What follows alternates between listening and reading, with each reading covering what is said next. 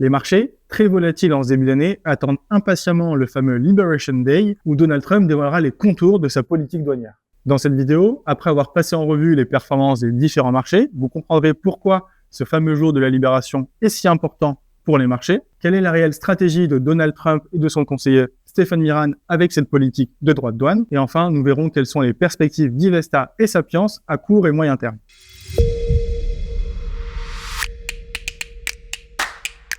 L'Europe continue de surperformer, tirée par les valeurs bancaires et industrielles. Les marchés émergents profitent de l'amélioration du contexte macroéconomique en Chine. Les indices américains sont quant à eux pénalisés par la correction des valeurs technologiques et le regain d'incertitude que nous allons évoquer plus tard dans la vidéo. Et enfin, l'or profite de ce contexte de stress généralisé pour atteindre des plus hauts historiques à plus de 3100 $ l'once. Comme on l'a vu, alors que les marchés européens et émergents ont démarré l'année en trombe, profitant d'un retournement sectoriel et factoriel, les marchés américains commencent quant à eux à pricer un début de récession. Ce scénario récessionniste commence peu à peu à gagner en probabilité et donc en intensité sur les marchés en raison du regain d'incertitude politique à un moment où les données macroéconomiques sont un peu moins favorables. Dans ce contexte, les investisseurs ont naturellement les yeux rivés vers le 2 avril, le fameux jour de la libération, lors duquel le gouvernement Trump dévoilera plus en détail sa politique en matière de tarifs douaniers. Cette journée est attendue comme décisive. En effet, nous devrions voir plus clair sur les intentions du gouvernement américain, ce qui permettra aux ménages et aux entreprises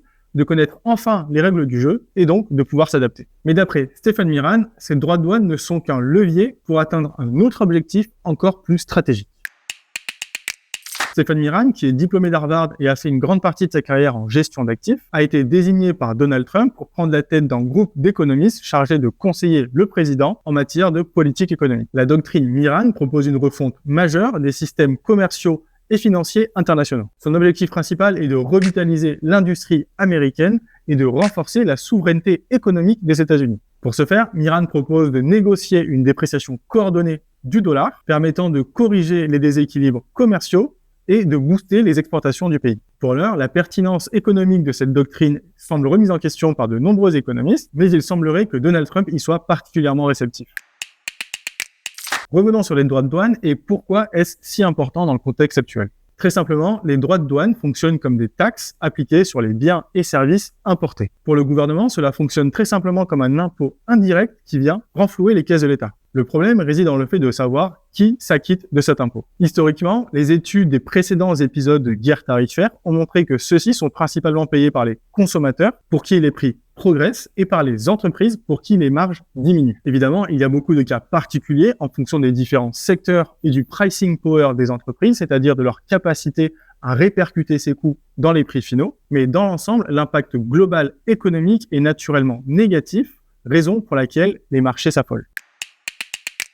La réaction des marchés, notamment aux États-Unis, ne semble pas déraisonnable compte tenu du niveau d'incertitude et de l'attitude belliqueuse de Donald Trump, que ce soit sur le plan commercial, économique ou géopolitique. Toutefois, nous pensons que les craintes de récession sont aujourd'hui exagérées aux États-Unis compte tenu des tendances macroéconomiques observées et de la résistance des profits des entreprises du S&P qui certes devraient ralentir mais rester sur des niveaux plus que confortables. Ainsi, la rotation des large caps américaines vers les large caps européennes devrait progressivement se modérer et à court terme, nous pensons que les secteurs plus domestiques et industriels devraient surperformer, notamment sur le segment small et mid cap. Et enfin, nous surveillerons des corrections plus marquées pour renforcer nos positions structurelles sur les large caps américaines positionnées sur des tendances séculaires. Je vous remercie pour votre écoute et à bientôt.